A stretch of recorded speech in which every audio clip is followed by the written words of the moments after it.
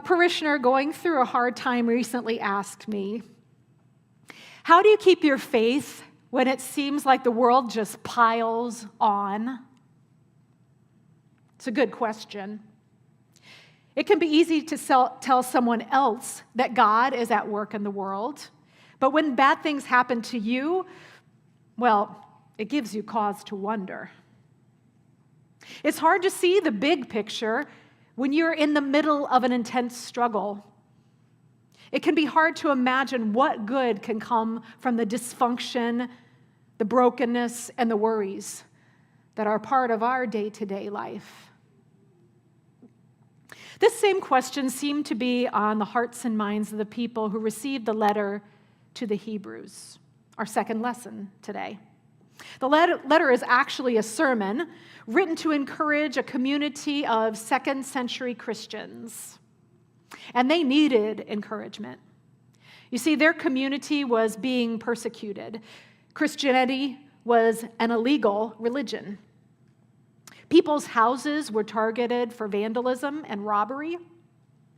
People were publicly harassed. These Christians were imprisoned, or they were visiting people who were in prison. And worse than that for them was the fact that as second-generation Christians, they were starting to doubt the promises of Jesus, who had said he would return within the lifetime of the first apostles. And here it was, those people died, and the next generation looking toward the end of their lives and still no Jesus. They were having a hard time holding on. How do you keep your faith in Jesus? Would have been a live question for them. To respond to this question, the author of this sermon turns to the greats of the faith. He begins with Abraham and Sarah, which was our reading last week. They struggled with faith because as older people, they left their homeland to move to an unknown country. Meanwhile, all the while trying to hold fast to this outlandish promise that they, despite their age, would become parents and that God's promises would live on through their descendants. This week, we hear about more greats who struggled with their faith. Judges in Israel who led the people in hard times. David, who lost his best friend and his son, who got himself into a pile of trouble, repented, and then became king. A great litany of martyrs for the faith who endured beatings and persecutions and gave their lives for what they believed. All these people made it through their struggles and were faithful to the end. They are part of what the author calls a great cloud of witnesses. They are examples to these struggling Christians, and they surround them like a huge crowd cheering them on at a marathon as these struggling Christians put one foot in front of the other to try to get through the race. It reminds me of the 1995 Special Olympics in New Haven, Connecticut. I lived in that town at the time, and so I got to see a bunch of the events with my husband and my parents who were visiting from Ohio. We saw sailing and basketball and bocce in the Special Olympics. This was the world event that happened every other year. You see, there are about 5 million people that compete in local events to get to this stage. It was awesome. But my favorite event was the speed skating. We gathered in what's affectionately called the Yale Whale. It's the ice rink. And they'd covered the floor so that the roller skaters could be there. And they grouped the people, the contestants, by heat so that they were competing against people of a similar level. And so they were whizzing around that rink like you wouldn't believe. And we were cheering them on. It was awesome. And then one heat started. And again, you see everybody skating along, except there was one woman on that rink who was kind of having trouble seemed like she was having trouble putting it together here. Her legs were stilted, and she kept falling behind all the rest of the crowd. And I'm pretty sure that a lot of us in the crowds have sort of forgotten about the people whizzing around, and we were watching her. But she had this awesome smile. Whenever we would cheer, she'd look up into the stands and beam. It's like she was just so excited to be there. So everybody is doing the race, and pretty soon folks have lapped her, and they finish the race and they go out of the rink. And she sees them go, and she starts to follow them, and we're all like, no, you're not done yet. Fortunately, the referee got her back onto the rink, where she proceeds to turn and start skating the wrong direction. And now every eye in this whole stadium is trained on her, and we're all like, come on, no! Because we're thinking, she's not going to make it. And then the referee steps in to save the day. He skates over to her, points her in the right direction, and then skates with her, matches her stride by stride until she is around the entire rink. And when she finished the race, we all jumped out of our seats and we cried for joy because she was the champion. Since we are surrounded by so great a cloud of witnesses, let us lay aside every weight and the sin that clings so closely, and let us run with perseverance the race that is set before us, looking to Jesus as the pioneer and perfecter of our faith. How do you keep your faith when things pile on? For me, it has to do with that story about the New Haven Special Olympics in 1995, and that one skater and the crowd and the referee.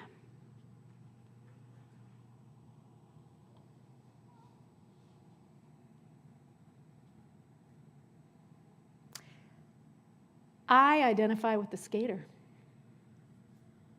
Do you?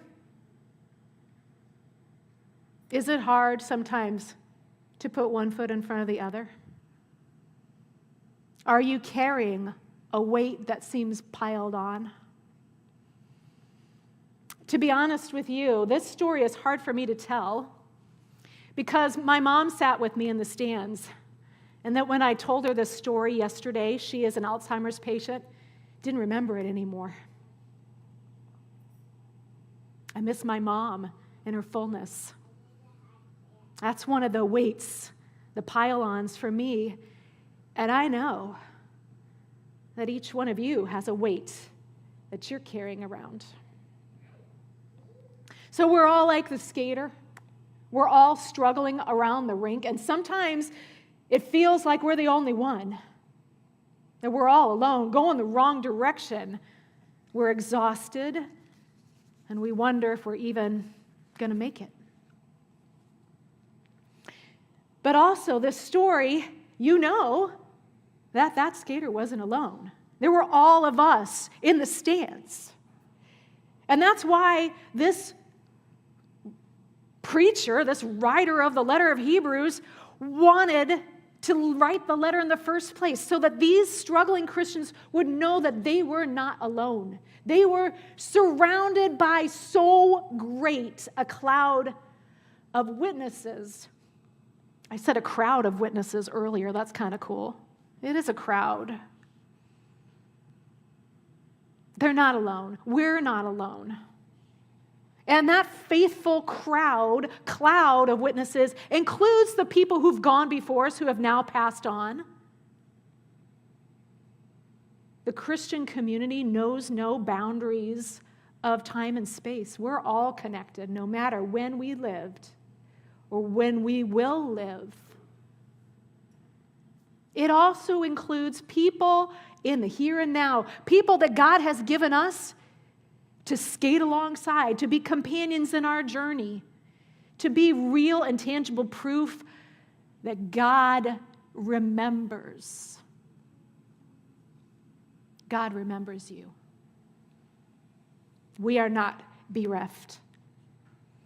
We can run the race because of the faithful who've gone before us and the faithful who are beside us.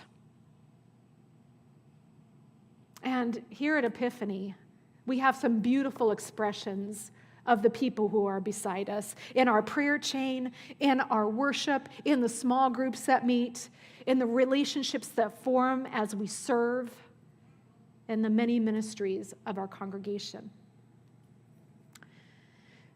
It's the beginning of the school year, and this is a really great time to reassess and to recommit to a faith practice that connects you to others. There are a lot of opportunities to get involved, and you can read about them in our e-news or check them out on our website. And if you're already connected, this is a great time to reach out to someone who may not yet have found a place of belonging. Invite them out to lunch. Invite them to join you in a ministry. We, the community of faith, are the ones to welcome others, to encourage others, to pray for each other, to appreciate the others. As many people as are in that great cloud, this sermon actually has a big culmination even beyond that. And that big culmination is Jesus. Hebrews says that he is the pioneer and perfecter of our faith. He is like that referee who came alongside that skater to match her stride by stride. Jesus knows the way. He has walked this path before. He will see us through to the end of the race, and he will be with us, stuck to us like glue, until we cross the finish line.